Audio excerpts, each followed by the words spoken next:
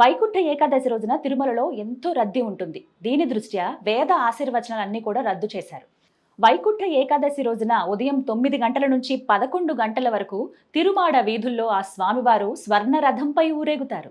ఇక వైకుంఠ ద్వాదశి అంటే ఏకాదశి తర్వాతి రోజున ఉదయం 5:30 గంటల నుంచి 6:30 గంటల వరకు శ్రీవారి పుష్కరిణిలో చక్ర స్నానం నిర్వహిస్తారు. భక్తులందరూ కూడా ఆ అద్భుతమైన ఘట్టాన్ని చూసే అవకాశం ఉంటుంది. అలాగే గోవిందమాల వేసుకున్న భక్తులు ఎవరైతే ఉంటారో వారికి ఈసారి ప్రత్యేకమైన సదుపాయాలు కానీ ప్రత్యేక దర్శనాలు కానీ ఏవి ఉండవండి.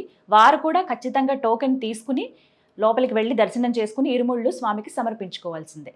వైకుంఠ ఏకాదశి ఉత్సవాల్లో భాగంగా అంటే ఈ 10 రోజుల పాటు ఉదయం 6 గంటల నుండి రాత్రి 12 గంటల వరకు ఎవరైతే భక్తులు క్యూ లైన్లో వేచి ఉంటారో వాళ్ళ కోసం నిరంతరాయంగా కంటిన్యూగా వారికి అన్నదానం అనేది వితరణ చేస్తారండి. ఎక్కడ వాళ్ళు ఇబ్బంది పడాల్సిన అవసరం లేదు. ప్రత్యేక ఏర్పాట్లు అయితే తీసుకున్నారు భక్తుల కోసం.